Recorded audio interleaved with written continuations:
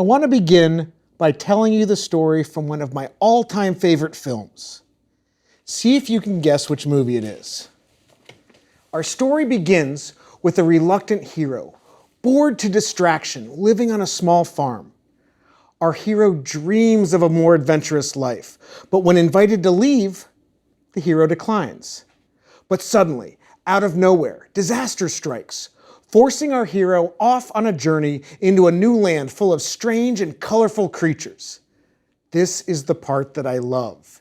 In this new world, our hero joins forces with some crazy new companions.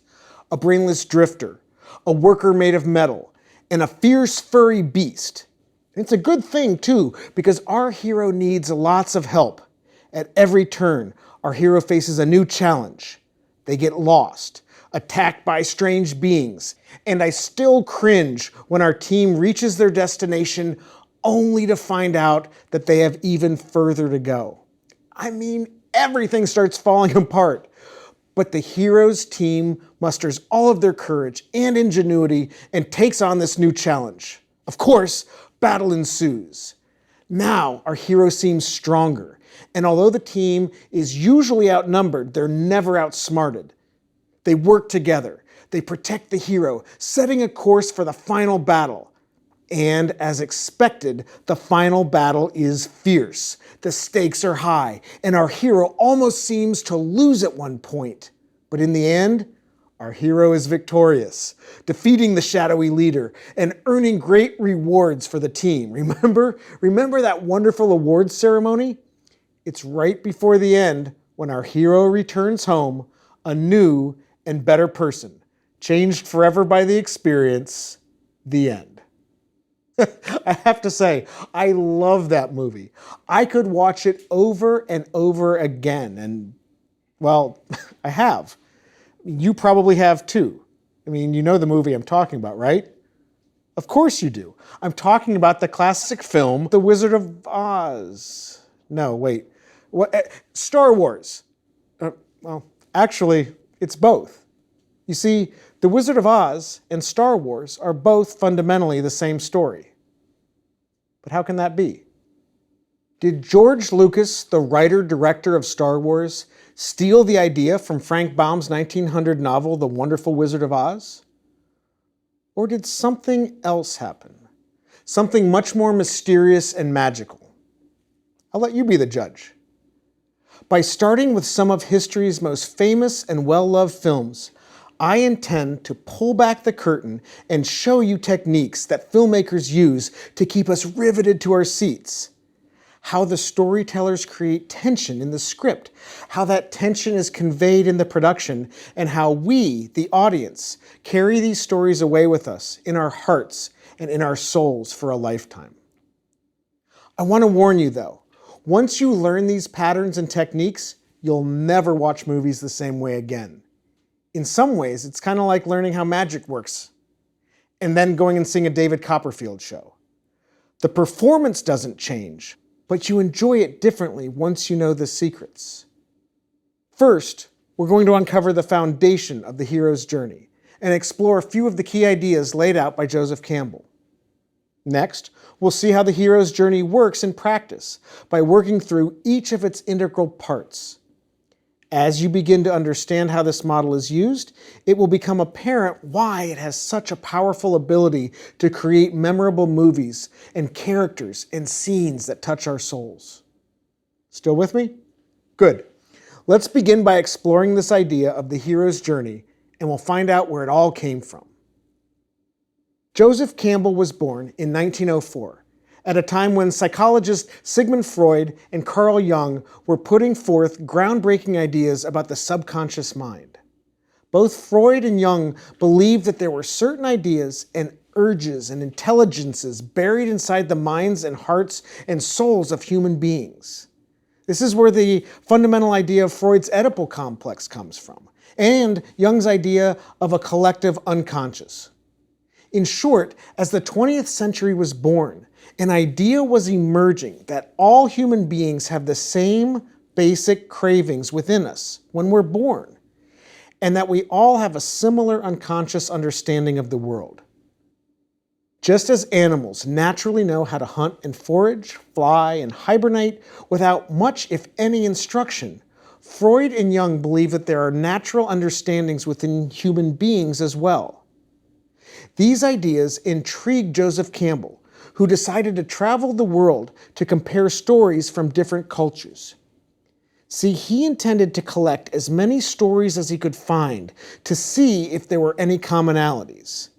And so, after more than a decade of research and traveling the world listening to, reading, and watching thousands of well-told stories, Campbell finally claimed to have found something in common between all the world's great stories.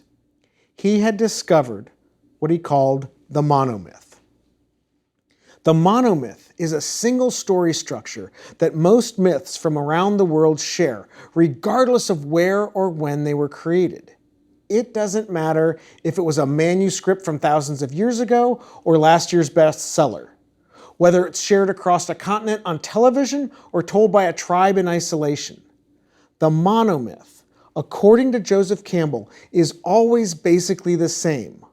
One myth, one story, repeated because it's part of the collective unconscious of human beings.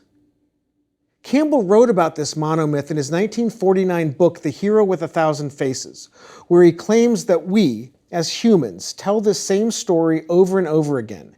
It's just the details that make each story seem unique. At first, Campbell's ideas simply circulated inside the world of academia and anthropology. But funny things happen in academia. For instance, students don't just study one thing.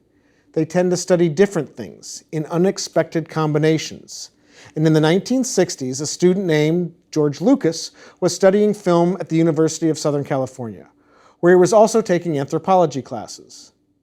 Lucas was, therefore, familiar with the monomyth and consciously decided to infuse Campbell's ideas into one of his early films, a small, insignificant film called Star Wars. Since then, people like Bill Moyers and Christopher Vogler have brought Campbell's ideas out to the general public through documentaries and books on screenwriting. As I mentioned earlier, today the monomyth is probably more often referred to as the hero's journey. And I think you'll soon see why, as we explore each of its four main parts and discuss the various steps within each. While we move through the steps, see if you can recognize any similarities to stories that you've heard before. Part 1 of the hero's journey goes like this. The film starts with a hero in an ordinary world. Not necessarily what we would consider to be ordinary, but ordinary for the hero. For instance, Dorothy Gale lives on a farm in Kansas, and Luke Skywalker lives on a moisture farm in Tatooine. In these examples, they both live in a world where the weak are intimidated by the strong. Dorothy's dog Toto is attacked by Miss Gulch, just as Princess Leia is attacked by Darth Vader. That's part 1, step 1. The hero living in an ordinary existence, or at least ordinary to them. Now, while our hero lives in this ordinary world, there is a call to adventure, where the hero is given an opportunity to do something great. That's step 2. Dorothy is invited by the snake oil salesman to run off to another land, while Obi-Wan Kenobi invites Luke to follow in his father's footsteps and become a Jedi. In step 3, the hero almost always refuses the call to adventure, typically because he's not ready, or he's required to do something less heroic instead. Both Dorothy and Luke shun their opportunity for adventure and rush back to the farm. Step 4 then has two options. Either a mentor character offers assistance that changes the hero's mind about going on the adventure, or some sort of supernatural event occurs, forcing our hero onto the adventure. In The Wizard of Oz, Dorothy is whisked off to her adventure by a tornado, a supernatural event if there ever was one. In Star Wars, George Lucas used both. Luke's family is killed by a supernatural event known as Darth Vader's stormtroopers, and then Obi-Wan provides mentorship, convincing Luke to join him on a quest to save the princess. The fifth and final step of Part 1 is that the hero leaves home, venturing off into a new and very different world. Dorothy enters the land of Oz, and Luke leaves his home planet for an intergalactic adventure. Pretty similar, huh? Now, in Lucas's case, it makes sense. I mean, he was using Campbell's paradigm. He was intentionally following the hero's journey as he wrote and directed his film. But The Wizard of Oz came out in 1939, 10 years before Campbell shared his idea of the monomyth with the world. And Frank Baum's book, The Wonderful Wizard of Oz, that was written more than 40 years prior to that, before Campbell was even born. Baum and the screenwriters who adapted his book, they weren't following a pattern. They were just writing from the gut. Think about that for a minute. I mean, maybe Campbell was onto something. Maybe this monomyth does exist. Let me give you just a few more examples of where we see Part 1 reflected in modern film. In The Shawshank Redemption, Andy Dufresne reluctantly enters the new world of the prison and is mentored by Morgan Freeman's character, Red. In the comedy classic Caddyshack, the teenage character Danny Noonan reluctantly enters the golf tournament under the tutelage of Chevy Chase's character Ty Webb. What? Nobody said the hero's journey has to be dramatic. But back to the story of Dorothy Gale and Luke Skywalker. Part 2 of the monomyth has 4 steps to it.